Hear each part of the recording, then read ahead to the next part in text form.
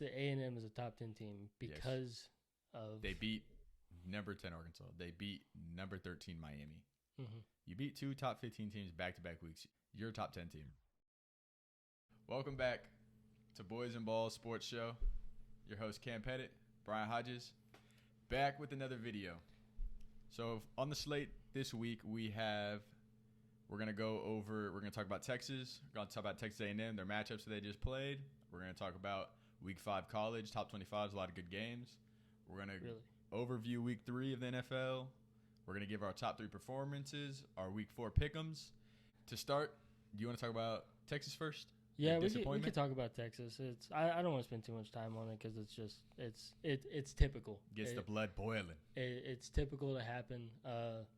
This is another Big 12 matchup, high scoring. No defense played, really. I mean, Texas defense didn't look terrible, but they just gave up plays when they didn't need to. And by the way, I want to make Taj Brooks. He went to Manor and absolutely thrashed us. Did he go to Manor, really? Yeah, he ran for like 200 yards against us. Dang. He was absolutely disgusting. He was a 4-star. Ran for 200 yards. Jeez. Well, shout out him, I guess. Taj Brooks, you're a goat. For dicing us up in high school and now ruining my dreams in college football. It's just I told Cam this the other day. It's the not having Quinn Ewers on third down it's detrimental to that football team because Hudson Card's not a great passer of the ball. At least not at the college level. I mean, he was good in high school. It is what it is. But not having him on third and long is just really hard. Even though you have running backs that can break off those runs. And they bottled Bijan up a lot, pretty well. I mean, he broke off a big run, so the box score looks good. But if you really look at like the whole totality of the game, didn't look great. It's hard whenever you don't have a pure passer at quarterback on third down. It really limits the team, and that's why I think they lost the game. I think all around they played to the best of their ability. You could say, oh, well, the defense didn't play as good as they did against Alabama. They're never going to play that good ever again. It's a Big 12 defense. They don't get big names. They don't care about defense whatsoever. It is what it is. I'm excited moving forward. I think if they, there's always the game that Texas is going to lose that they're supposed to win every single year. I think if they win every game that they're supposed to win for the rest of the year, they'll be in a good spot going into the end of the Big 12, possibly making the championship, depending on what happens with Baylor and Oklahoma State. Obviously, Oklahoma lost this week helps out Texas a little bit, but now Texas has to win that game against Oklahoma, assuming they're going to win out. It'll be a good game as always, though. Red rivalry. Yeah, I mean, but that's just the standard. It's going to be close. In Oklahoma's losing one or two games, So it'll be interesting. The Big 12 is definitely it's better this year. I feel like. I mean, it was good towards the back half of last year. You started to realize that Baylor and Oklahoma State were good teams, and Texas could be competitive at any given moment. There's always that chance, especially in college football. But yeah, tough loss. It sucks. It is what it is. Got a couple hard games coming up for the other opponents, or other Big 12 teams. Baylor, Oklahoma State playing this week. Yeah, and then I think Oklahoma plays. Who the hell do they play? Somewhere around here. TCU. It's in Fort Worth. I think that's really the only thing TCU's got going for them. But and Zach Evans. Yeah, so North Shore product, baby. You just never know what can happen. Kansas State plays Texas Tech. I mean, they could come off their high horse, but that puts Texas Tech at 4-1. So then you're like, holy shit. And they're ranked. Yeah, then they're going to be ranked for sure. But yeah, I don't want to spend too much time on Texas. Disappointing. Sucks. Is what it is.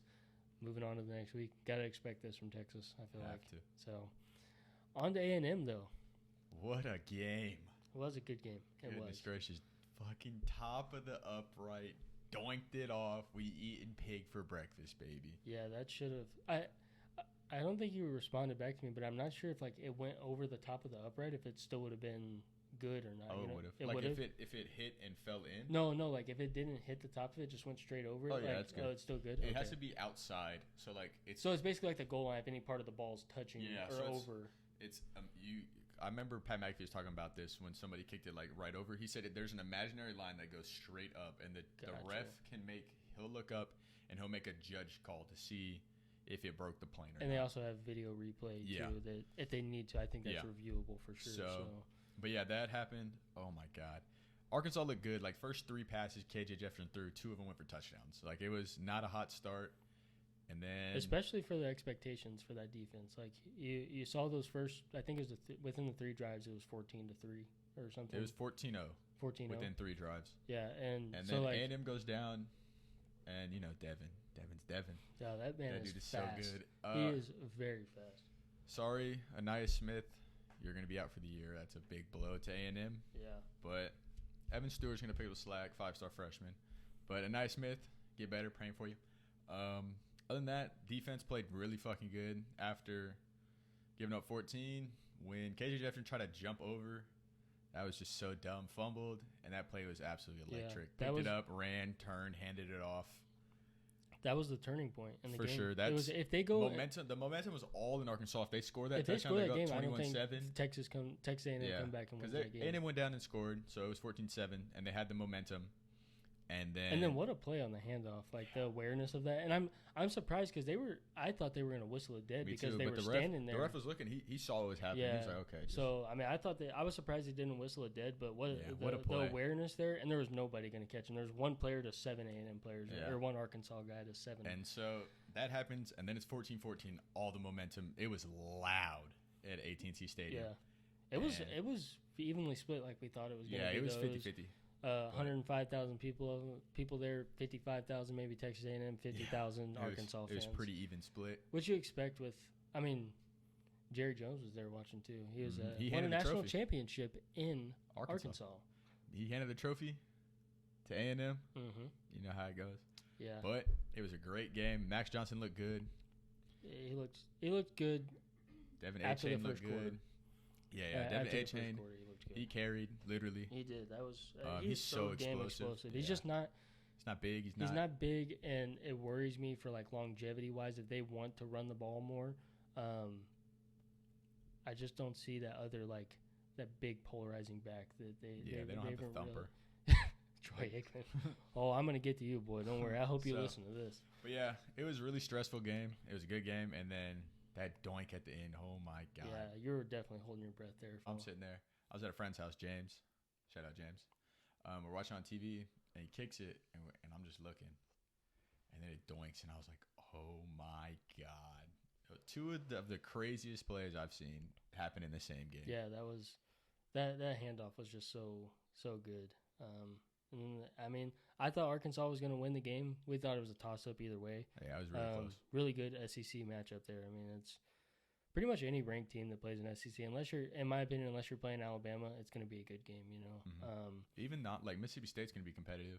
Yeah, Mississippi State Florida's unranked now. They're going to be super competitive. Yeah. Tennessee's really fucking good. They played good. They are against Florida. Very, very good. That was a good game. I'm actually surprised I told you Florida dropped out of the top 25. I think they have 2 losses now. Yeah, they got 2, but you play a top 10 team and you lose to them by 3 points. It's weird, but you got people that deserve it, like Kansas moving into Kansas the State. Or Kansas State. Sorry, Wake Forest after playing. Yeah, they deserve to stay playing in. Clemson. Yeah, that was a great game. And Florida State's 4-0. You can't not put a 4-0 big conference school unless they just really. But they played good. They look decent. They're probably around that. Like at the end of the season, if they keep playing the way they're supposed to, they'll be around 23-20. I think. Rankings wise, A&M's a top 10 team in the country. Yeah, that's one thing we got to hit on. This could probably go on for a while, but we'll try and not make it. So Cam thinks that A&M is a top 10 team because of they beat number 10 Arkansas. They beat number 13 Miami. Mm-hmm. You beat 2 top 15 teams back-to-back weeks. You're a top 10 team. The thing that Cam is failing to understand apparently is there's 3 big points here. 1, you lost to Appalachian State. Okay? That's 1. Nobody cares. 2, you barely beat Miami. Still beat them. You still beat them, but these are things that matter when it goes into voting. And played a good game against a good Arkansas team. I'll give them that. They came out on top of a team that I think deserves to be in the top 15. You know, I think they still are actually. They're 20. They're oh well, damn! I can't believe they dropped that much. Yeah, see, that's what I understand. Texas A&M, they move up. And Cam does have a good point about like Ole Miss barely beating Tulsa, or not barely, but they hung in there. Game. Yeah, they hung in with him. You know, he's got a point there, but Baylor beats Iowa State by a touchdown. The Appalachian State game holds a lot of value, and the Miami game, you got to think about this too. Is if I'm a voter and I think that they do this as well, I'm not 100% sure. I don't know their standard. Nobody actually knows their fucking standard. It's all over the place. But you look at Miami. You barely beat Miami, and then Miami goes home and loses to Middle Tennessee. But at the time, they're 13. I understand they are, but you just have to take that into account. You're like, well, they beat Miami, but they didn't look great against Miami, and then Miami goes and loses to Middle Tennessee. So it's weird. We're probably never going to see eye to eye on this. I would say that I don't think it really matters, the rankings right now. Not at this point. Until the college football polls come out, the AP polls really don't mean nothing. It doesn't. And for Texas A&M to be relevant at the end of the year, they have to beat Alabama. They got to beat Bama. They'll have to. That's assuming they win out. Like they don't lose to Ole Miss or. That's what I'm saying. Because if they win out, they'll have to play Georgia, and at that that'll point be a tough game. And if they're competitive, they'll still be ranked really high because Georgia's gonna be one all year. And I think that at that point in time, the Appalachian State and the Miami games won't hold much value. If Texas A&M keeps going at the trajectory that they're going at, they're going to be a good team. I'm just saying that right now, at the moment, the voters are accounting for those two games for sure, and then they're looking at how Miami played and they're like, oh well, Texas A&M. Was it 16-7 against Miami?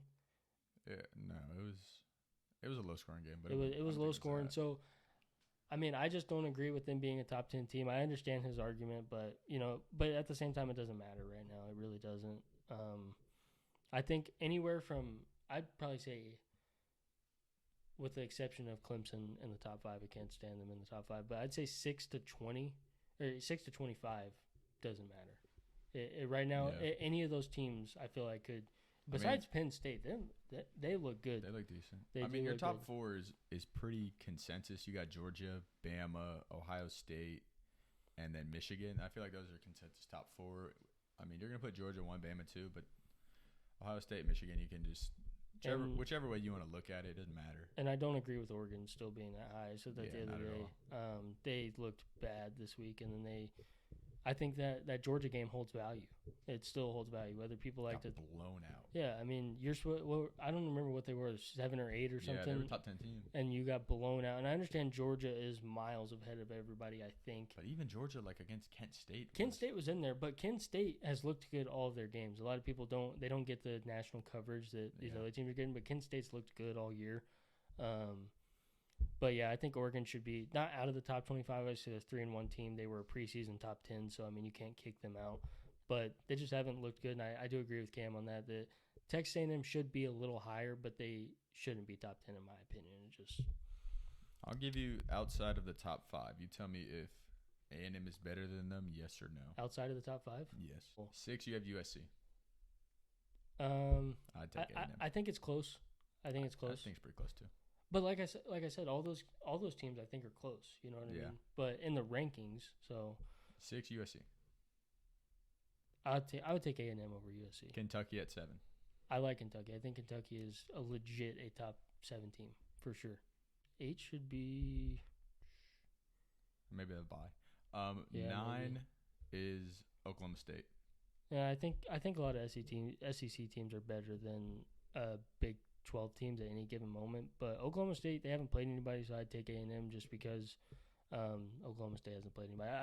I think this matchup this week is going to be... It'll be a good game. It'll be determining on whether Oklahoma State's for real or not. You got North Carolina State at 10. I like North Carolina State. I think they're good. I don't know if they're better than A&M. We'll see. We'll see what they do against Clemson. Yeah, that'll be a big toe. That'll be... Got a lot of games coming up. Like, this game is going to... Yeah, Ole Miss, Kentucky's going to be There's 3 games that are going to decide the top 10, depending on how they go. Yeah, you got Kentucky... Number 7 Kentucky at 14 Ole Miss. You got number 9 Oklahoma State at 16 Baylor. And then you got number 10 North Carolina State at number 5 Clemson. So those are some good games, but like I said, we could go through these all day long, and it's just going to be a toss-up. But I will say the football poll, they really favor SEC teams, so they'll probably get a bump just because their teams they've played have been better, and the conference they're in is so much better than every other conference in football. So if they walk away and they beat, and Texas A&M is dogs this week in Starkville down there. So they play. They'll play Mississippi State, and then they go to Bama. Have South Carolina, which will probably be a blowout. Then they get to play Ole Miss, Florida, And then they got Auburn, UMass, LSU. Some tough games down the stretch. And LSU would be a tough game if you were playing in Death Valley. It's in College Station. It's in College Station, so they got to go to Auburn, but Auburn didn't look good against. But like, Penn State. how do they pull South Carolina and UMass? And South Carolina, that's against conference. That's the other conference. Yeah. But UMass, that's just a random fucking game. Yeah, it must have been just a throw-in game. But like they play LSU, Auburn, Florida, Mississippi, Bama every year. So. Yeah. We'll see down the stretch. I mean, it depends. I'm just saying, if they went out, like they beat Mississippi State, they beat 14 Ole Miss at the time. They already beat Arkansas. They beat Auburn, and they beat 2 Bama. Auburn's not good, though. No, they beat 2 Bama, and they beat LSU. They'll be a top 5 team in the country. Because they play Bama in 2 weeks. Or they play Bama not this Saturday, but next Saturday. If they win that, they're 17 now. They'll probably move up because there's going to be some shakeup. They'll probably go to like 13-ish, if I were to guess, depending on teams. But they'll go 13. And then if they beat 2 Bama. They could sneak into the top 10 pretty easily. If they beat 2 Bama, they're jumping to like 7. Yeah, they might jump higher than that. I mean, Bama's not getting knocked out of the top 5 for losing. And then you'll have Ole Miss if they beat Kentucky, and then A&M beats them, that puts them into the top 5. And then they just have to win out and try to beat Georgia in the SEC championship. Yeah, it could happen. But they do play Bama in Tuscaloosa, which is going to be a rowdy game. It's going to suck, but you have to do that if you want to be in the SEC. You got to go play Bama. Yeah. And if you're in the Big 12 and you're Texas, you just go play Bama just because you want to, I guess. Whatever. You play LSU 2 years in a row and then play Bama the next 2 years. So at least it was in Austin. Yeah, next year's in Tuscaloosa. But that is our wrap-up for the games. Yeah, for college. We'll talk a little bit about what games we have interesting because we kind of just went on tangent about A&M for a long time. It was bound to happen. Some games we're looking forward to. You got Oklahoma at TCU, which I think it might be a good game, but I think Oklahoma just comes out thrashing because of last week. They probably win that game pretty easily, in my opinion. Next, you have Tech, unranked, who just beat a ranked Texas team, going to Kansas State, who just beat Oklahoma. So it'll be a good game. Yeah, Kansas State's number 25 now, and you got Tech traveling there. I think Kansas State is too good. Adrian Martinez is a dog. I think he's going to be too good for Tech. Yeah, I think Texas Tech, there's just something different about when Texas comes to town for them. It's something different. It's like their fucking national championship. It's weird. Everything runs through Lubbock. Yeah, I just don't understand it. It's a weird fetish that everybody has with Texas for some reason. They played good, though. I think I'd take Kansas State in that game, though. I would, too. They're 8-point favorites, which I think I would take the spread if we were betting. Yeah. But I'm not taking... So it's not gambling advice, by the way? Yeah. I'm just saying personally. Even though I 10x my money on Monday night. He did. Let's go. We will get to the other sad part of Monday night. Yes, we will. Here in a minute. But I'll take Kansas State. Yeah, I think I got to roll with Ole Miss versus Kentucky. And I'm going Kentucky. I think Will Levis is that guy. Yeah, I just have to. I mean, I'm an Ole Miss fan. Kiffin, baby. So, that'll be a good game, though. It'll be deciding for a lot of... It's going to be a close game. They're 6.5-point favorites. I think it's within 3 points either way. Yeah, it'll be a good game, I think. We got Alabama at Arkansas. I think it'll be close first half. And I think it's going to be a physical game. I think Alabama runs away with it. I think those two trenches are insane. It's going to be a dog fight.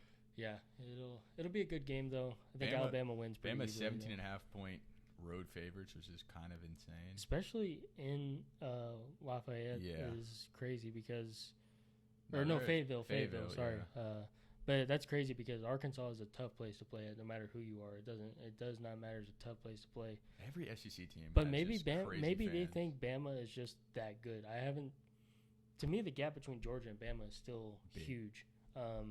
But, it is what it is. You got Oklahoma State at Baylor. That's going to be a great game. That's probably the best game on the slate besides North Carolina State, Clemson. Yeah, and Ole Miss. There's 3 really good games. I think this game is going to be a good better game. Yeah, but that's not like... I like Wake Forest, man. I'm saying it's not like as big of a matchup it's not. As like a Clemson, North Carolina State. I think Oklahoma State Baylor is going to be the best game of the week. I'll take Baylor at home against Oklahoma State. I will as well. I think Oklahoma State is coming off of a bye week, So they got that going for them. But Baylor does. I said this last week. Baylor has the best defense in the Big 12.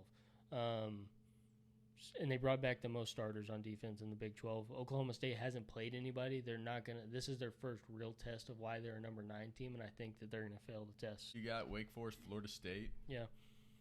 I think I'll take Wake Forest. Me too. They are good. They're good. They're on the road, but I don't know how much that matters. Florida State has looked pretty decent, but Wake Forest, Sam Hartman was slinging that. Sam Hartman was good. And – gosh, special shout out to Jamal Banks. What a game. That was a good game. He straight up mossed somebody in the end zone. So that was a good game. I'll take Wake Forest, though, on the road against Florida State. I think Florida State's competitive this year, though. They haven't looked horrible. They've looked good. Not good, but yeah, they're not Jameis Winston 2015 good. No, they're not national contenders, but they're a solid team. They're on the come up. And I told Cam this. In college football, and I heard someone else say this before I said it, but it's a great analogy.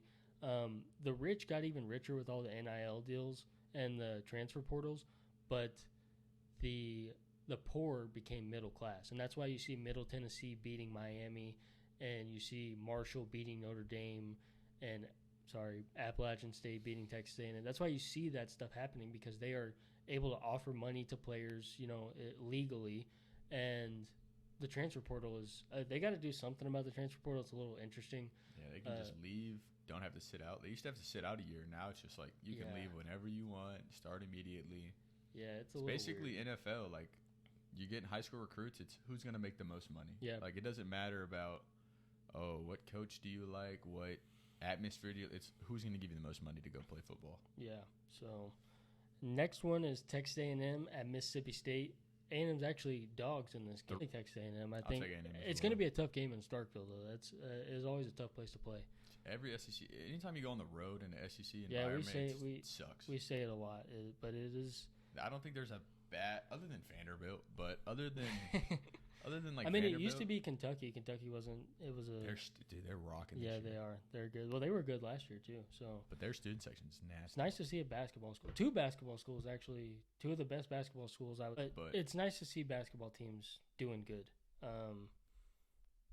It is the transfer portal and the NIL money, which Kentucky was already good last year, but Kansas is looking a lot better. Mm-hmm. And that's tough to say because they haven't looked good in 10 years. I mean, unless they play Texas and Austin for some reason. Then Clemson at NC State. I hope NC State blows. NC State at Clemson. Oh, yeah, sorry. I hope NC State blows the doors off of Clemson. Dude, they look good. I can't stand watching Clemson right now. DJ had a career day. He did have a career in a game that he had to, though. He had to. His previous career high was 2 touchdown passes, which is insane for a 5-star quarterback. You watch him in high school, he was unreal. And then he gets there, and it's just he hadn't found his rhythm. Yeah, it's weird for sure. I think that NC State might slightly be the better team. Maybe it depends. It'll be a close game. I mean, on paper, you probably take Clemson, but I hope NC State wins. That's just like the emotional side getting the part of me. It's a low over 39.5 over. I wouldn't bet on this game. I would take the over. I think. Yeah, I would take the over, but I wouldn't bet. I wouldn't bet on the spread. No, 20. Like you can see this being like a 24-21 game, but I could also see it being a blowout. True. Some team dropping 40. It could happen. So, not betting advice again. But if you're going to, I'd take the over on that game. Texas plays West Virginia. Give me Texas. That's true. In West Virginia, but I don't think it matters. Yeah, forgot to talk about that. But yeah, whatever. If they don't win, screw it. Cowboys won this week, so that's basically. That's all we have for NCAA. There's a lot of good games. It'll be interesting to see how Saturday shakes out. And we'll be back next week to talk about how Texas underwhelmed and A&M dogged.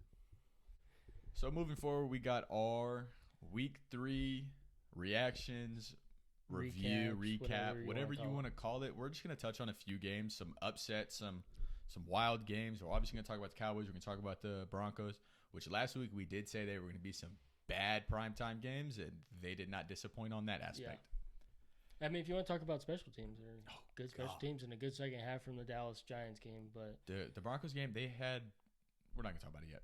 But first up, we have Bills at Dolphins. We both took the Bills. We did. And if I was a bet man, I would have smashed the over. I think it was like something crazy, like 62.5 or something. It was up there. It was like a college over and under. Yeah, and I would have took it because I was like, both these teams are going to score 30. But they do have good defenses. I mean, really good defenses. The Miami defense is really good, and the Bills defense is elite.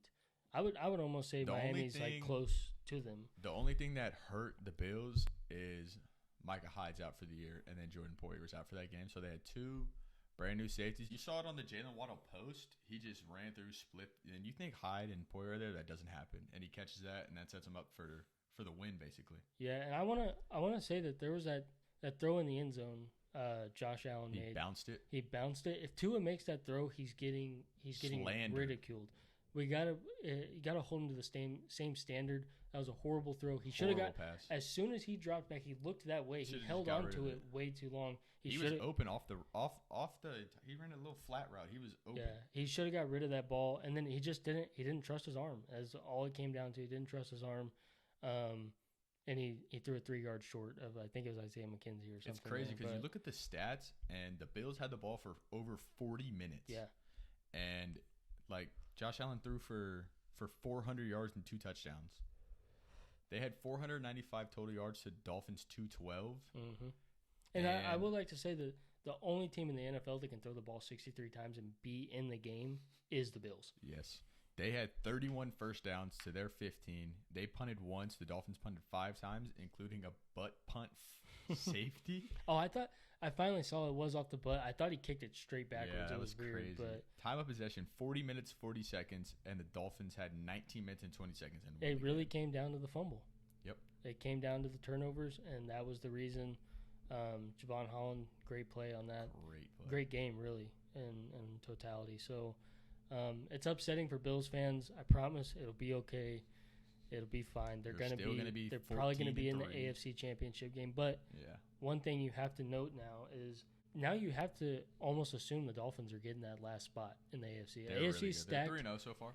The AFC stacked. I don't think they're going to win the division. I could be wrong though. I mean, it's tough when you think the Bills are the favorite. They still are the favorite, in my opinion. But you got to give that spot to the Dolphins now. You got to assume they're going to make it. They're definitely they're probably the first wild card team in. Yeah, I mean, and that means that there might not be 3 teams coming out of the AFC West anymore. The AFC West, because the Bengals could still make it. And then you have the AFC South where I think the Colts are going to, and the Jaguars, if they keep looking good, they could possibly sneak in. They're not gonna have a wild card team. It's whoever wins the division is gonna win. If I was a Jags fan, I would not want them to win the division. And then the North, you have the Bengals. The Browns can still stay alive. Yeah. Like, people don't realize that their schedule is very easy, and they've stayed alive so far. And then you have the Ravens. And you have the Ravens. There's 3 good teams. So you got to assume that 3 teams are not making it out of the West this year, and there's probably going to be 2 teams from each division, except minus the AFC South. Yeah. So that'll be a good AFC. I mean, you'll have divisional matchups in the playoffs. Mm-hmm. But you have to wait to see how it shakes. It's only week 3, so anything could happen. Next game we're gonna talk about is the Lions at Vikings. He picked Lions. I got Vikings, and I got that one. Terrible. It was just God. The Lions should have won Joseph, that game. I hate you. Yeah, the Lions and Vikings. The Lions, I'm sorry. I'm really still pulling for them to get second in that division or first. I mean, I don't think it will happen, but there's always a possibility. You just never know. Should have won that game. Dan Campbell should have kicked the field goal, and it just sucks. Lions fans, the pain it's coming to an end. It's coming to an end soon. Dan Campbell's going to have a long career there. They're in so Detroit. many close games. Yeah, I told Cam that maybe I told them that, but about the Lions. But the Lions might possibly be the Vikings this year. The Vikings lost, I think, 6 one-score games last year. The Lions could be that team this year, but it's coming to an end shortly. I think they got their guy at quarterback. He's not like a Patrick Mahomes, but I don't think they're going to go out. I think they're going to build around him. He's not a franchise guy, but he still has a couple years left on his deal. They're not going to just ship him off or cut him. Yeah, he took a team to a Super Bowl. Yeah. I mean, he's looked good. Regardless of what you say, he took a team to a Super Bowl. Last year he wasn't great, but this year he's looked pretty solid. Yeah, and how many people's teams can say their quarterback took them to a Super Bowl? Not many. I mean, I'm not going to say he was the sole reason. They had Sean McVay Todd Gurley. Todd Gurley. I mean, but he was the quarterback in the Super Bowl. So, not a lot of teams can say that. Moving on, we got Chiefs losing to the Colts. I got the receipts. He does have a did text. not pick them on the podcast last week, but I did tell Cam Before kickoff, I said that I think the Colts have a chance to upset the Chiefs this week. He did say, I'll put it on the screen right now, but he did say that. It just seemed fitting. They were in Indy. I don't even know why. It's just a weird feeling that I had against them. It was a must-win game for the Colts. That was part of the feeling, was they had to win that game, because then they were going to be – and which we said, I want to correct what we said last week. We were going to be like, oh, they're going to start 0-3. They would have started 0-2-1, which would have been a little better. But now they're 1-1-1, which puts them in a good position moving forward in the division that the Jags are playing so good right now. Speaking of the Jags, they go into SoFi and beat the brakes off the Chargers. Yeah, I'm going to let Cam pretty much take this one over. I didn't watch that game. I watched it because I had Herbert, and I was going to see, is he actually nursing? He was nursing the rib, but, he looked fine. He was throwing the ball. It's just, you got to set up the run. That way, he's not throwing.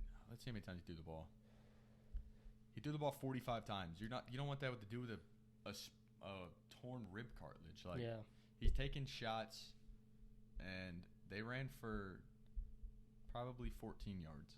They ran for 26 rushing yards. Justin Herbert had the longest run of the game, too, yeah. I would like to add. So they ran for 26 yards, so you can't set up play action.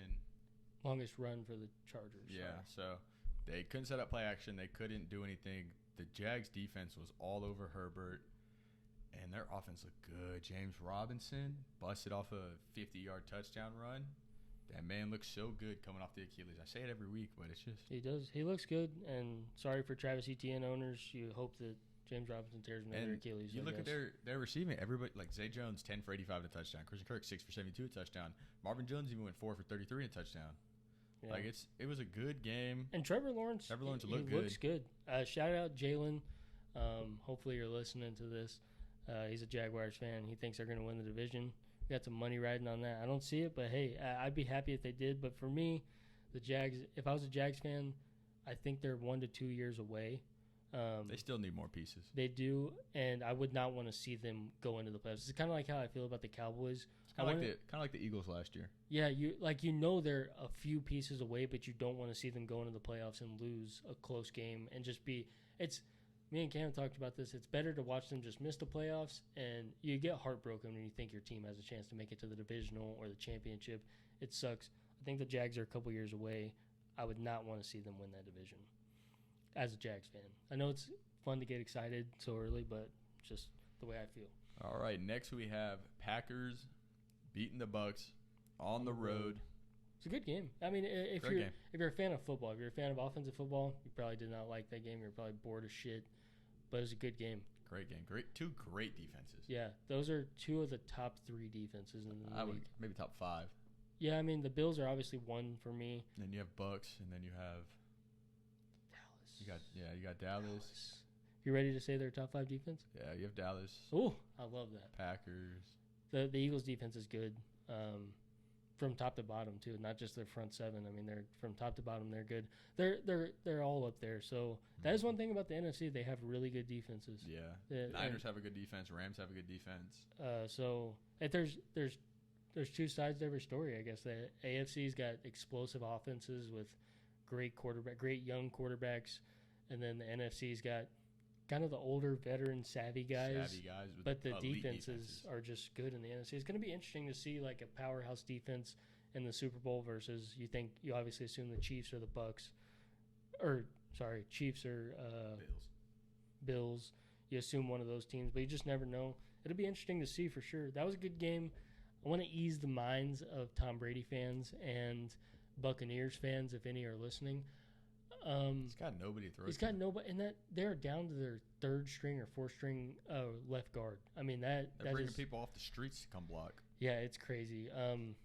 Tom Brady hasn't lost a step. He hasn't lost any of that. He doesn't have Chris Godwin. He doesn't have Julio Jones. He doesn't have Mike Evans.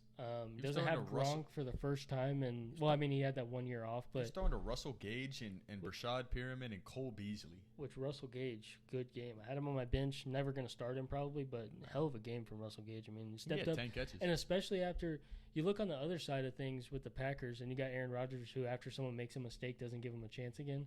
And then you see Russell Gage fumble that ball, and Tom Brady's just feeding him after that. 12 for 87 and a touchdown. Yeah.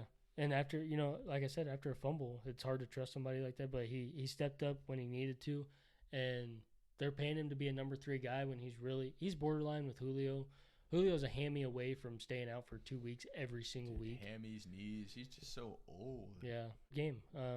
2 really good teams. Glad to see Aaron Rodgers get a win. They needed that. Not to, every team that you want to win the division or thinks going to win the division, they have to start off 3-1. For you to feel comfortable as a fan, because it gets a lot harder towards the end of the stretch to keep that up. So you start off 3-1 or 4-0 or something like that. You got a couple games to play with in those tough games on the road and stuff like that. So good for the Packers there. They got a good chance to go 3-1 again go 2-3-1. They're 2-1 right now. So next up, we'll be moving on to the primetime games. We got Broncos 11-10 over the Niners. I'll let you go first, and then I'll do my whole spiel. Okay, well, first off, Russell Wilson looked good on one drive.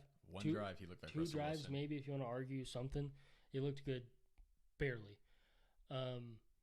There's just something not clicking in Denver. I don't know what it is. I don't know if it's Nathaniel Hackett, but I will say that if this season keeps going in the direction that it's going, Nathaniel Hackett is on the hot seat 100%, because you're not going to get rid of Russell Wilson. You can't get rid of Russell Wilson, because if he keeps playing bad, nobody's going to take that contract at all, I don't think. No. So there's just something not clicking there. The defense looks great. The defense is very solid. I would say probably a top 10 to 15 defense. I'd say top 10. Yeah, so defense looks good. The offense just got to get it clicking. The run game's got to get a little better, I would say. It's hard whenever you're splitting touches. I think they should give a little more to Javonte. But it's just slow again. It's frustrating. I know as a Broncos fan sitting there watching that whole game, that was one of the more boring games that I watched, because it wasn't like super great defenses. Like, they're good defenses, but it wasn't like Bucks Packers, And the Packers and Bucks game was good because you got 2 all-time greats going at it. But Jimmy G joining the club with Dan Orlovsky, baby, he's freed. Freedom. But yeah, just. Which honestly saved them, because that would have been a pick 6. Yeah. Special teams, though. Oh, my God. Punt teams. Special shout-out to the punt teams for both teams. Wisnowski and Waitman, y'all boys put on a show. I got a screenshot. I think ESPN posted it. It'll be on the screen right here. Oh, my God. Wisnowski with that one punt that hit on the one and went up about 40 yards in the air, and they tapped it down at the one. Electric. Yeah, that was – the special teams was special. That was the most exciting thing about the game. It was. They should have paid that punter. $243 million, baby. But, yeah, that's kind of all I got. It's something just needs to change in Denver. Good takeaway. There's a couple positive takeaways. The clock management was better now that they hired that guy. And PS2 is that guy. He is. I think he had 6 targets and didn't allow a single catch. Yeah, he is. Like Cam has said, he's the best press corner. Year 2, especially being in year 2, is the best press corner. Best press corner in the league. So, there are some good takeaways. Randy Gregory looked good. Looked very good. Now that he's in a bigger role, because he's coming off the shoulder surgery from the offseason, so they were easing him in, but now he's in almost a full-time role, and him and Bradley Chubb, when they do that Dallas where they put Chubb on the inside like they do D-Law, and then they put Randy on the outside like they do Micah, that's unstoppable. If Denver can get one more like elite pass rusher, that is going to be, because it's going to be the same thing they did in Dallas. You can't block all 3 of those guys. You know what I mean? Because they'll run like 5 down linemen and run 2 backers. And I saw Randy Gregory drop back into coverage a couple times too. So he didn't do that much in Dallas. He got torched by and Bradley Chubb got torched by Kyle Juszczyk. What a dirty toe tap. That was a dirty toe tap. I was like, why we got Bradley Chubb? Chris Collinsworth was going crazy over that. He was like, oh my God, it's gonna be on NFL Network. Here's a guy. But well, that's pretty much it. It was a shitty game, but they pull it out, and they're tied for the division leader. Yeah, going on to the Cowboys Giants. I will also say that Cam is 7 for 16 on picks, and I am 9 for 16. I'm 7-9. He's 9-7 so far on the year. The upsets kind of just screwed us. The upset screwed us. It started off hot. I went pretty good. Yeah. And then I lost like this last 6 in a row. I didn't get. Yeah. Besides the Broncos. But the upsets are just what got us. I mean, and I can't really name a whole lot of people that would have picked the Chiefs to lose, the Bills to lose. Maybe some people. Texans-Bears was a toss-up. Raiders, there was just a must-win game. I thought they were going to win that game, and Tennessee's looked slow, but they looked good this past week. So, Raiders' run defense is not very good. Atrocious. That's why I'm hoping Javonte Williams has a massive game next week. And Derek Carr is just doesn't look good. Doesn't look good. It sucks. Hopefully, it turns around for them. I don't see them making the playoffs. So I just don't see it happening. It's hard to do at 0-3. But especially in the West. Dallas. Cooper Rush, baby. I mean, you can't ask for much more out of a backup quarterback. He hasn't turned the ball over at all. I think he had one pick last year against the Vikings. So he's had one pick in his last 3 starts, or his only 3 starts in the NFL. Pretty solid. Really just a good game manager. He's not going to lose you the game so far. You got to wait and see more what happens. He's only going to get a couple more starts, I think. I think before the game, Dak had his stitches removed on his thumb. He did. I hope they're not rushing him back. I really hope the recovery is going better than they expected it to. But they've looked good, and you can't ask for much more after losing your starting quarterback week 1 and being like, oh, this could be 0-3 to start off. Cooper Rush comes in, does the job. He's not going to light up the box score with passing yards, but he's going to do enough. Tony Pollard and Zeke looked good to me. Cooper Rush got my parlay done, though. He did. Over 12 fantasy points. I think he got like 12.3. The offensive line, with all the doubts, has looked pretty good. I mean, Cooper Rush didn't get sacked the last 2 weeks. No, but I mean, the Bengals do have a good D-line, but the Giants aren't. Well, the Giants have shown they can get after the quarterback, though. A little bit, but it's and not. And Thibodeau came back. Yeah, but you could this tell week. He was still. He was, but, It wasn't 100%. But Tony Pollard looked really fucking good. I mean, he's averaging 13 yards a carry, or 8 yards a carry. Yeah. Fuck him. He win him against him in fantasy. If he had 1 less yard, I would have won. And Zeke, I mean, he had that. Oh, I can't wait to get to that. But Zeke had that one big run, but not a bad 5 yards a carry and a touchdown. If you have him in fantasy, sorry, but in real life, he is a decent running back. He looked fast on that one that he broke away to. People let fantasy judge how good an NFL player is, and Zeke is a really good NFL running back. And like he in is his role, the best pass blocker in the NFL running back, 100%. Without a doubt. There's nobody that's better than him. And people that are like Dallas fans, I'm on the Facebook page for Dallas, and they're like, Tony Pollard needs to be the starter. You see Dak get killed week 1. Dude, Pollard cannot block. He can't block, but Zeke, he's the best pass. And he's unselfish. For the amount of success he's had in the NFL from the minute he got in the NFL, he is a super team-first guy. And that makes me happy. They ran the ball technically 30 times. Cooper Rush had 2 rushes, whatever. 28 times. 28 times, that's good. I mean, that's what they need to do, especially with Cooper Rush. Yeah, 170 yards. And they need to do it with Dak, too, because he is not an elite of the elite, but if you can get the run game going, that's when Dak was so good when they would set up play action for him. Yes, and he turns into a very good quarterback when you open up that run game and you get that they bring up 7 instead of dropping back those 2 linebackers in the coverage. He dices defenses. So CeeDee Lamb looked good. You made up for that drop. I hate you, CeeDee Lamb. You also lost in my fantasy week. Made up for that drop. And Noah Brown looks good, too, man. That nasty one-hand catch. I couldn't hate him. I mean, that made my fantasy matchup, actually a matchup. That was first and goal, and they didn't run the ball. It was just like a little fade to Zeke. He had a 26-yard fade catch. To CD. Yeah, get him out the one, and like, fuck it, go back to him. That was his entire drive. Dominated. And, wow, he showed that he is a true number 1.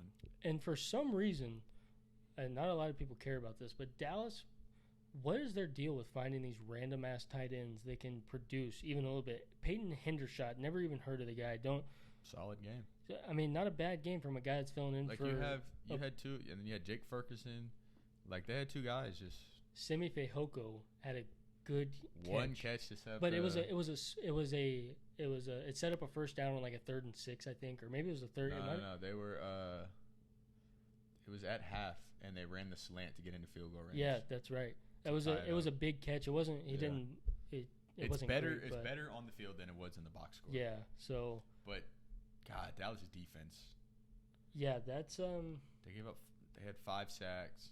5 sacks. 24 pressures was the most since 2017. That front seven is very good, and it's good to see them playing well and staying in games without getting a bunch of takeaways.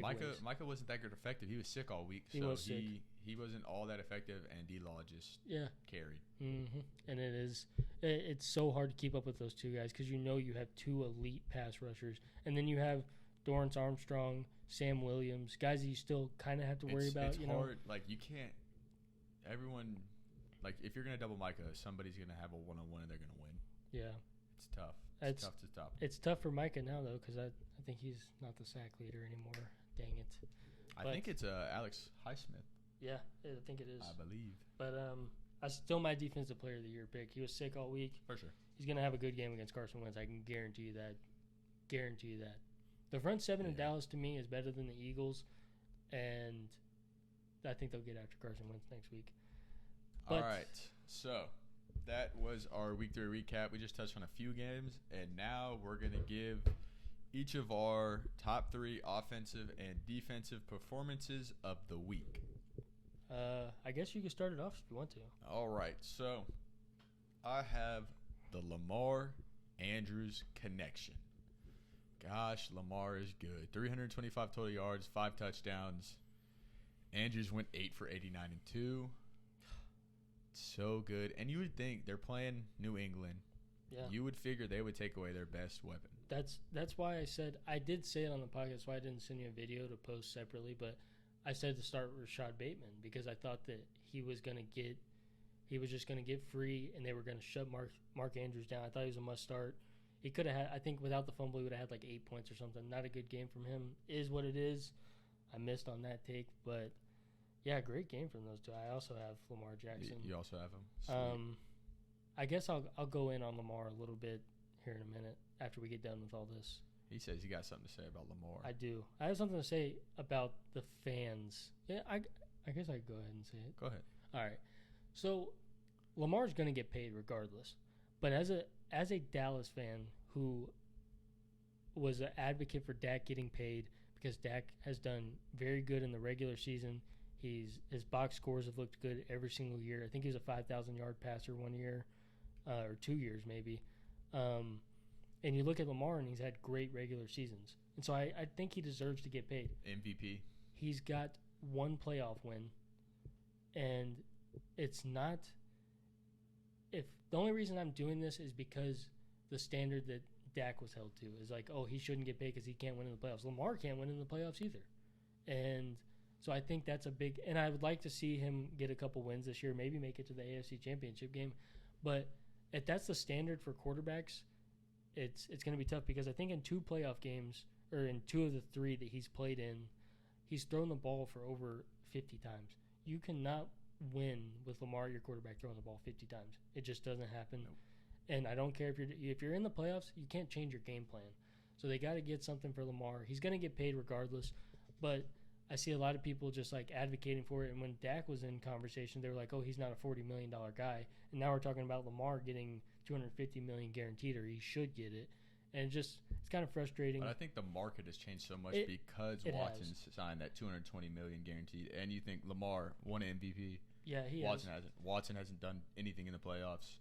Lamar hasn't. And he's younger, and he has no off-the-field issues like Deshaun Watson. But you see these other guys like Tom Brady who have plenty of playoff success. Patrick Mahomes, who took a fairly friendly deal. I mean, it was a big deal. It was $500 million. It was $500 million. It was over 12 years. Yeah. So annually, it's not even top 5 in the league. At this point. All these guys are taking friendly deals and they're winning in the playoffs and they're having success in the playoffs. I believe Josh Allen will also take a friendly deal. Well, he already signed. He did. Massive ass success. It was. Yeah, he's like the second highest quarterback in the league.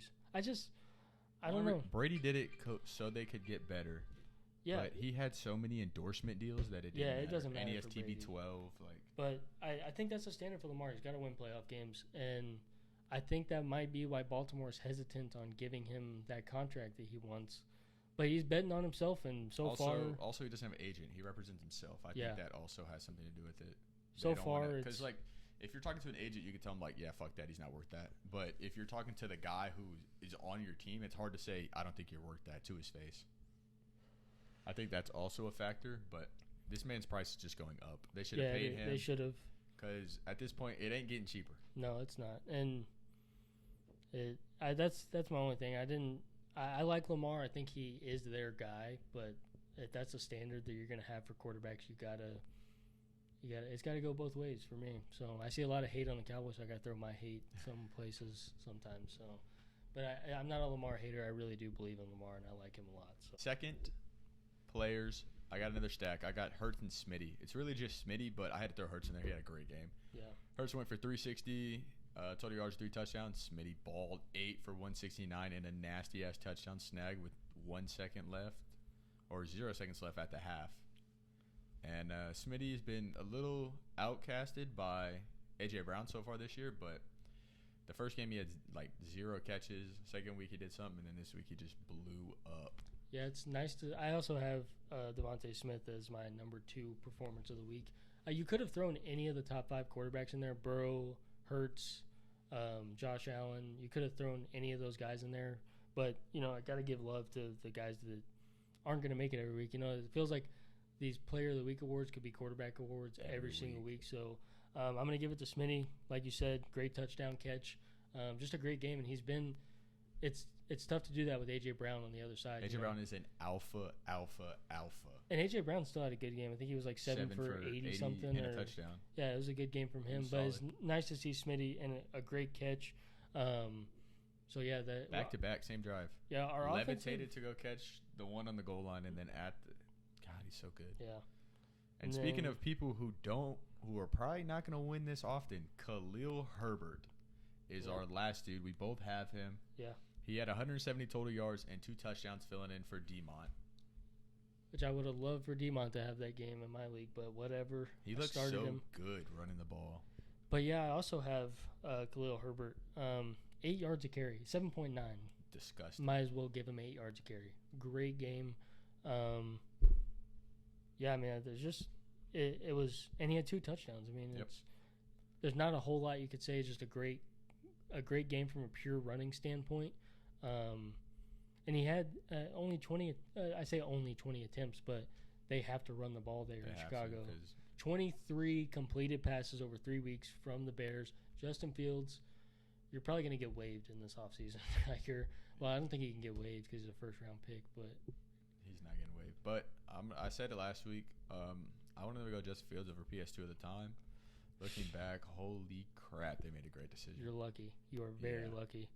And then we also have the same guy for honorable mention. Got one honorable mention. Mac Hollins down in Vegas with Renfro out, absolutely balled out, 8 for 158 and a touchdown. That last drive, he had a 60-yard catch, a 48-yard catch, a 1-yard touchdown. Yeah, and it's nice to see the guys that are in offenses that aren't the number 1 or number 2 guys, which Smitty's the number 2 guy in Philly, but debatable. Him and Goddard. Yeah, Goddard. I mean, and it's the same thing in Las Vegas. Yeah. Is you got Renfro. Well, you got Adams, Waller, Renfro. Renfro's out this week, though. Yeah, I think. But I'm saying he's clear for. Yeah. And then you have like Jacobs and so like that. It's nice to see someone like that. It's kind of like that, like the Zay Jones story from last year when he had that good game against Dallas. I think, or even like a Noah Brown, how he's been doing pretty damn good. Yeah, they've all so. Yeah, it was just a good game from him.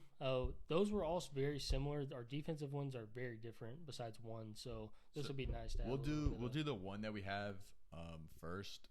That's the same. We both have D-Law. Man, he absolutely balled last night. Yeah. 3 sacks, 25-plus win rate. 6 solo tackles. 6 tackles. And 3 quarterback hits. Yep, absolutely baller. Like with Micah being sick and not being 100% effective, he's super stepped up, and he's it was still great good. To see. Like there was doubts that because last year he had an off year because Micah and Randy Gregory were just beating everybody. So it's nice to see him step up, and I think it's pretty self-explanatory on that. I mean, and the Cowboys defense in general was like my other one. They just played well. The whole team. Nice to see Trayvon Diggs get a pick. Could have cribbed one, but it went through his hands. Yeah. That was a great jump. We talked about that earlier. He jumped that route. Most people would jump that route, not sit back and tackle. So I know Joe Buck was talking about, and that's the boomer bust with him, but anybody should have jumped Plus, that route. it was a great read. He jumped it, had his hands, just went straight through. Yeah, so it just is what it is. My second one, I have Trey Hendrickson. Absolutely balled out against the Jets. 2.5 sacks, 2 forced fumbles, 32.3% win rate. Absolutely nasty. Yeah, I watched a little bit of that game, and I actually watched 2 of his sacks. So living in the backfield. Yeah, Trey Henderson, which is a guy that wasn't a big-name guy coming into last year. Like, last year, you didn't even really know who he was. I mean, he had that one good year with the Saints. Yeah. And then he left to the Bengals, and he was really good with the And so, I mean, it's nice to see him play good on a team that needed somebody to step up big time. They had a good game all the way around. I mean, I know it's the Jets, but the Jets beat the Browns the week before. So, great game from him. It's a good pick. My next one is going to be Roquan Smith. Baller.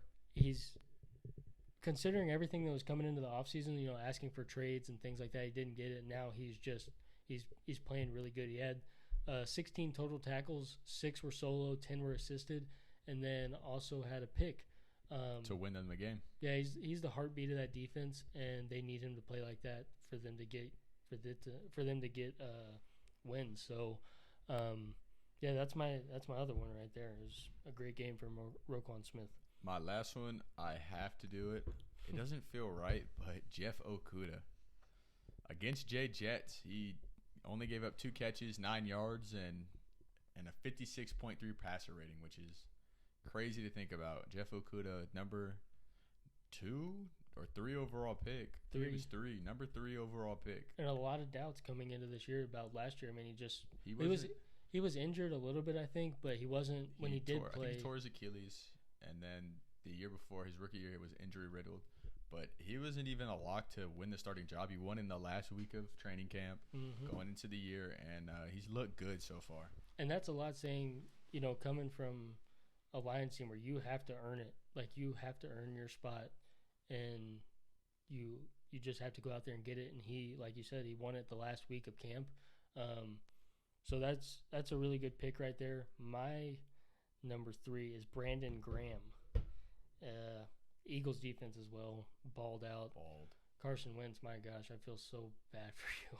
What was it? Shambles. I think I might have missed one here. I think Brandon Graham might have had the forced fumble on one of those. It was either him or Fletcher Cox, one of the two. But, yeah, he had 3 sacks, 2 quarterback hits, and he beat his blocker on pass rush snaps 31.3% of the times. So that's really impressive. Pretty close to Trey Hendrickson in that category. They both had similar games completely. You know? So, yeah, Brandon Graham and the Eagles defense just in general just played another good game. I do expect them to fall back down to earth. I have one honorable mention. Do you have one? Yeah, I have one as well. Right. Well, 2, they're stacked. But okay. He's got a stack. I got one. Mine's Javon Holland. Absolutely balled out. 9 solo tackles, 10 total. A sack and a half, forced fumble on the strip sack, 2 brass breakups. Bro was all over the field, absolutely balling out against the Bills. He's one of the main reasons why they won that game. Yeah, he had a good game, and that forced fumble was the play of the game. Really, that's what changed it. It's what changed it. So great game from Javon Holland. That Miami defense is really good too. They're clicking. So they're pretty good. And my stack is Marlon Humphrey and Marcus Peters. Oh, they played really well. They allowed 41 yards allowed, which I think most of that was on Devontae Parker, but they weren't covering him most of the game. He just had a good game. They only allowed 3 catches, and both had an interception. So a good game. Really, I mean, the people that are shining are Ravens players. It seems like they just had a good game all the way around. I mean, great team week. Yeah.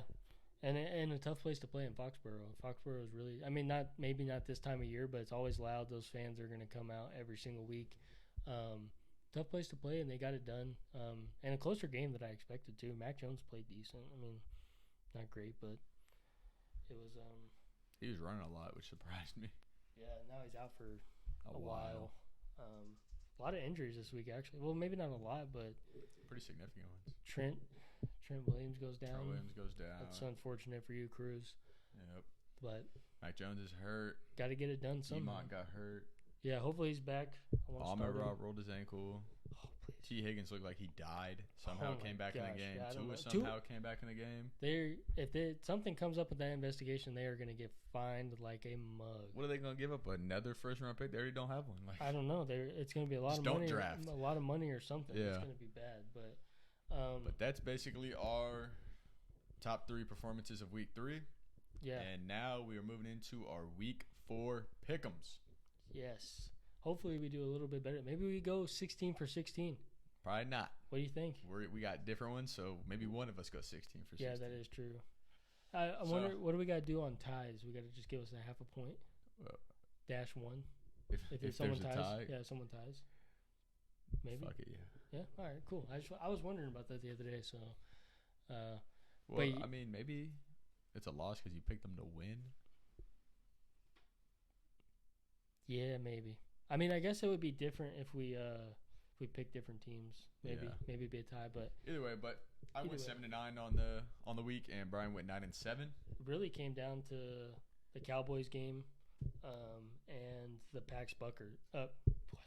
the Packers and the Buccaneers came down to those games. Two games that we both went different on there. I mean, the Hawks and the Falcons, and Cam picked the Cardinals for some reason. I thought at home they would sling it. They kicked 4 field goals. But yeah, first game of the week. We got 3 good primetime. I want to start with that. Like, primetime games have not been good this year, but we have Dolphins going to the Bengals. That's going to be a great game. And then you have Chiefs at Bucks. I think the Bucks pick it up. They're getting Evans back. Godwin could be back. Julio's probably back.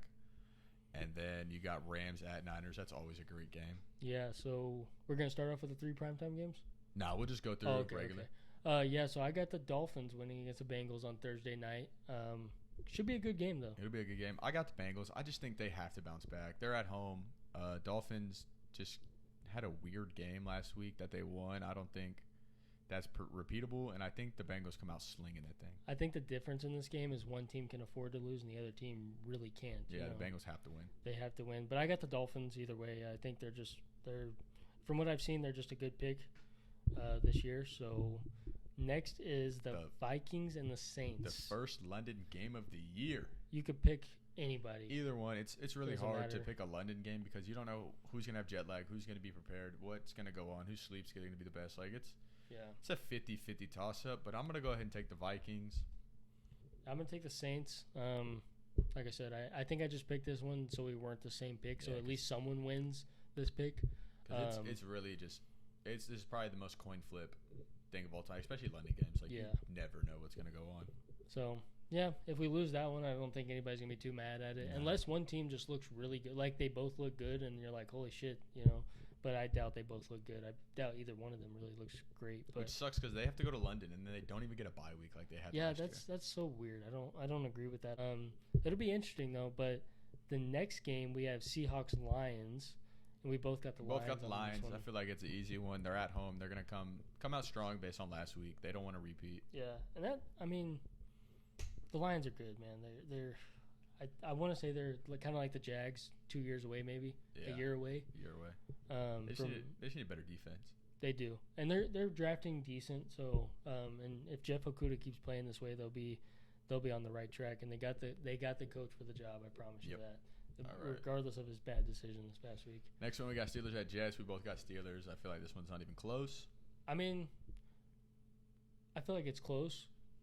I think they win by 2 touchdowns. I don't know if Zach Wilson's coming back or not. I would like to see him stay out one more week and kind of get some practice in with the first team. But it is what it is. We both got Steelers. I think the Jets haven't looked horrible. They got good weapons. But the Saints defense is very good. The Steelers defense is very good. So it could go either way in my opinion. But Bears, Giants. Both got the Giants. Giants have been 2-1. They had a competitive game last night. And the Bears, they're 2-1 too, but it just does not feel like they should be winning these games that they're winning. No, and they shouldn't. They're going on the road to MetLife, and I think the Giants win this one. And then the next one, we got Titans at Colts. We got a split. I'm going Titans. He's going Colts. Yeah, it's a must-win for the Colts again. It's a must-win for the Titans, too. Both teams, but I just think Colts at home, though, is really my biggest factor. They just beat the Chiefs at home, so. And I think they get Shaq Leonard back this week. That's going to be big, especially because The Titans, I mean, they ran the ball pretty good. Derrick Henry's back.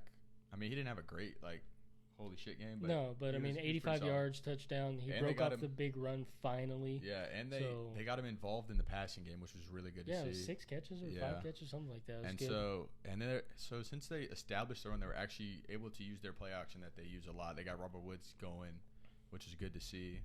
But yeah, it's a split on that. It's gonna be a really close game in division, so those games go either way. It's probably home field advantage is probably the better team to take, but I just think King Henry runs havoc on them. They might. I mean, the Colts defense is still very good. Pretty good. So, and they do have, in my opinion, they have the better running back at the moment. The Colts do, and they have the better quarterback as well. He hasn't looked great, but he's better than Ryan Tannehill. And then I wouldn't maybe not better wide receivers, but they have a better number one. They have a better overall group with Pittman, Pierce, Paris. Yeah, probably. That's all they have is Robert Woods, Treylon Burks, a rookie, and the Titans got the better coach though. Very true. Frank Reich's a good coach though. He is. But then we got Chargers at Texans. I believe it's at Texans. Yep. We both are taking the Chargers. We're not getting cute. They had a bad week, but yeah, they had a bad week. To expect them not to bounce back. Maybe take the spread on it. Maybe. I think it's low. It is low, but the Texans haven't looked horrible. No, but they're at home, so they're going to get a little boost for that. So I'd probably I'd probably just go money line Chargers. Yeah, so and then you got the Cowboys at Washington at the Cowboys actually.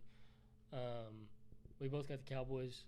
I think the front seven's going to overwhelm Carson Wentz. Absolutely. I do think that the wide receivers do wreak a little havoc on Dallas defensive backs, but I think they stay relatively quiet, and Carson Wentz gets sacked a lot.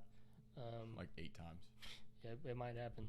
So hopefully Micah has 6 of those 8. That would be a great boost to his Defensive Player of the Year award that is coming his way. Moving on, we got Browns at Falcons. We're a little split on this. I got Falcons at home. Brian's going with the Browns. I just think, what I'm saying, this is one of the games, it's hard to predict NFL games. This is one of the games I could see.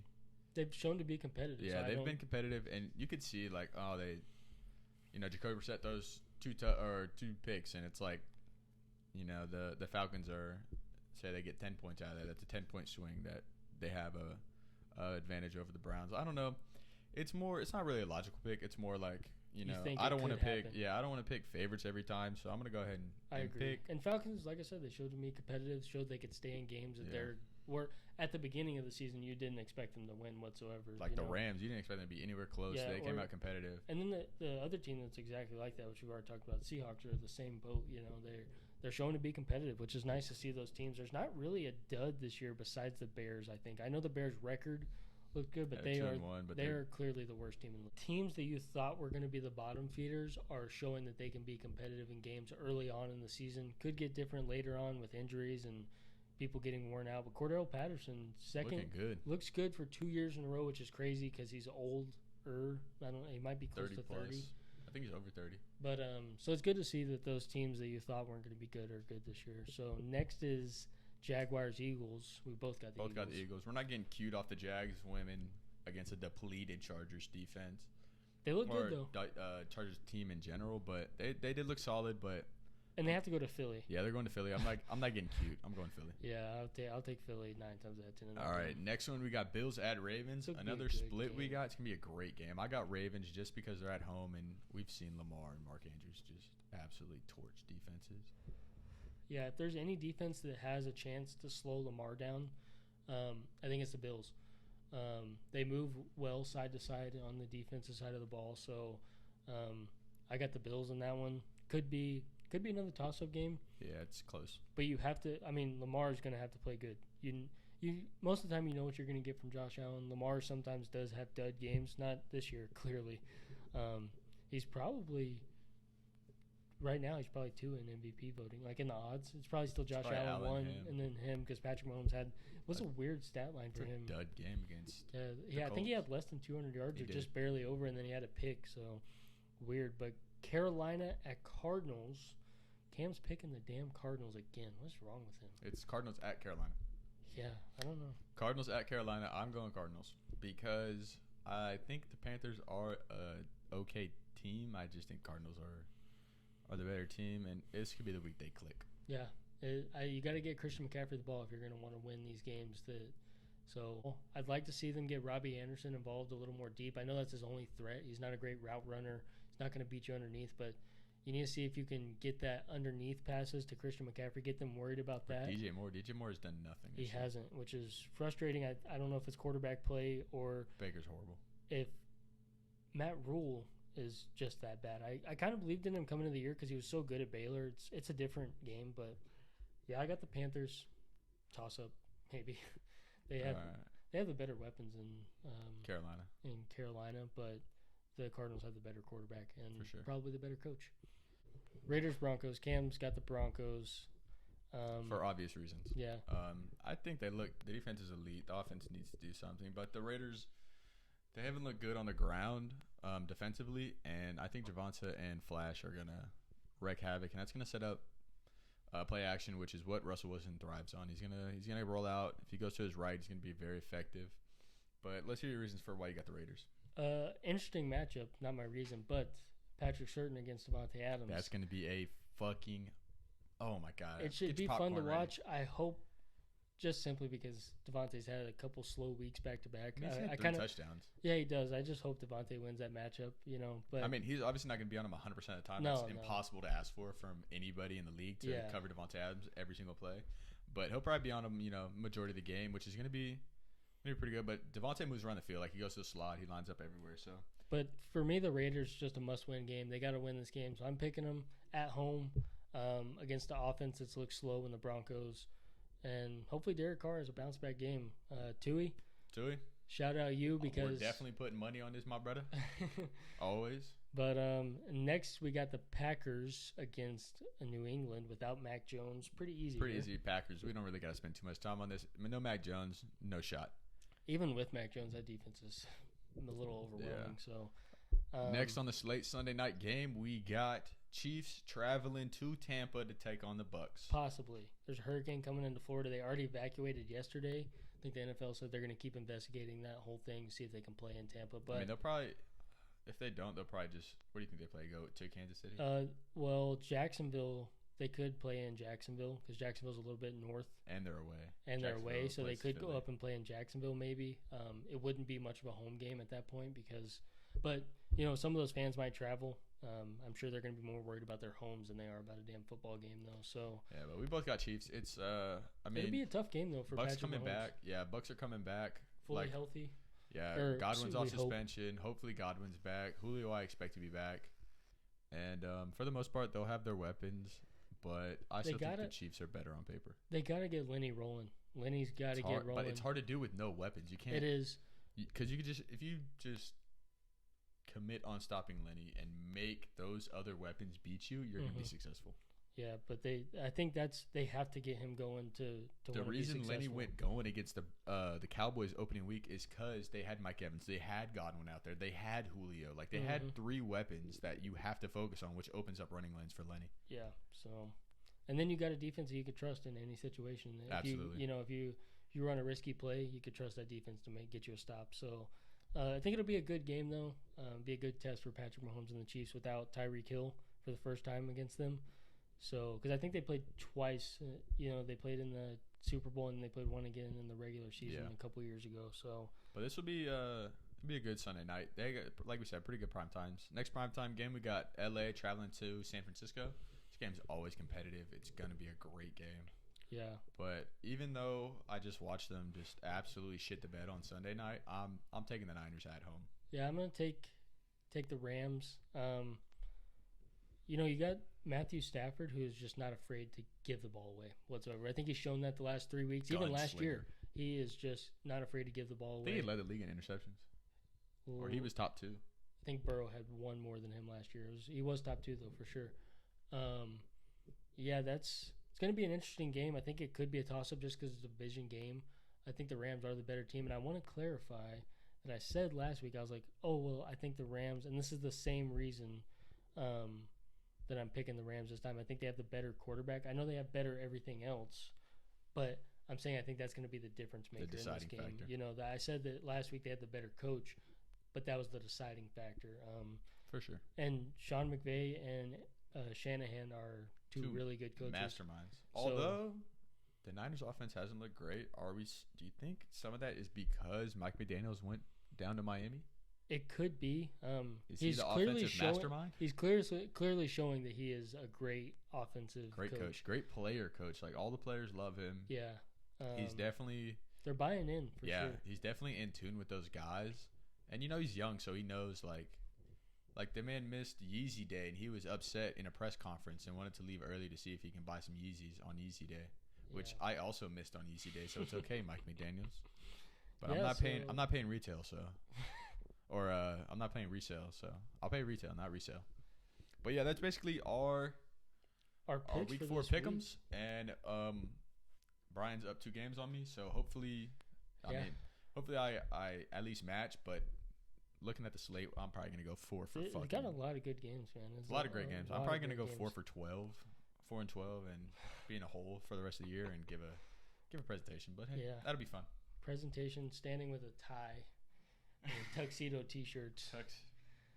I'll wear a blazer and everything. But yeah, this is it for this episode of the week 3 recap and the week 4 going into it. Great game Saturday, Sunday, even Monday. It'll be a great week of sports. And before we end, shout out Albert Pujols for 700, baby. Yeah, that's pretty awesome to watch. One of the best players of our generation. It's awesome to see him get it. Especially in LA, where he was just playing last year. Yeah. And then playing the year before that against the Angels. With the Angels. Did you see Dave Roberts? He hit it. He was like, let's. And then he was like, realized. Damn it. But yeah, shout out 700. You're a legend.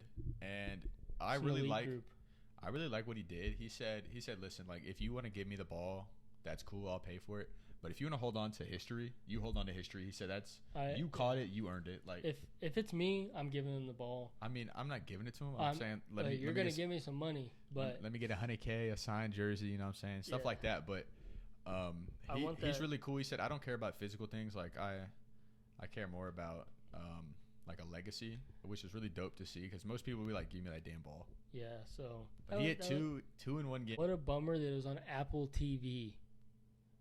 Yeah, are you kidding me? I wasn't even watching it. And Brian FaceTimed me. He's like, he did it. I was like, what are you talking about? He's like, 700. I was like, no shot. Went on Instagram. It was everywhere. He absolutely mashed 699 into the 15th row. And the worst part about being on Apple TV was that ESPN was prying my eyes open watching Aaron Judge's games during these college football games. They're like, please watch this. I'm like, I don't give a shit if he hits 61 62 or whatever. I mean, goodness gracious, but. So it sucks that I couldn't see it in live time. I mean, obviously you see the. I mean, he took 94 from Andrew Heaney and just absolutely mashed, and he got an 81 slider and just. That slider he missed it for sure. It was just hanging. He didn't get around it. He hung the shit out of it. And then Andrew Heaney was ex-teammate, just threw him 94 down the gut. Hey Albert, 94. Here you go, buddy. Here's BP for you. You know, I forgot who the pitcher was that gave up Bonds 700, or maybe it wasn't his 700. Maybe it was the 72 or whatever it was. But he said he didn't want to be that guy, and that sucks. But Andrew Heaney, he's like, doesn't really matter. But I don't think you mind being that guy. Especially being Andrew Heaney, you're 699. Yeah. Who gives a shit? Like, you're 700, cool. Yeah. Like, you're gonna be in history, but it doesn't really matter. And I hope he stays at 700. It's a nice, beautiful round number. He's not going to. He'll probably hit a couple more. He probably will. And plus playoffs, I expect them to make it to the divisional round. I expect them to make it there. They're going to be the wild card team more than likely. Yeah, I mean, we'll get into baseball. Probably in 2 weeks, maybe a week. Next week. October 5th is the last day of the year, so after that, we'll probably give. Well, after they clinch, we'll. Everything should be clinched by next Wednesday. Yeah, but we'll give that October 5th. That week we'll give our predictions because. Yeah, we'll probably film next Tuesday or so. So. Yeah, because we'll film next Tuesday about our predictions, World Series. All that stuff. We'll give our MVP, Cy Youngs, things of that nature. But I think that wraps up this episode. It does. Thank y'all for coming back. Appreciate it. God bless you. God bless you. Horns down. Hopefully you have a great week. Super productive. And you're a contributing member of society this week. Love y'all. I think that's it. Peace.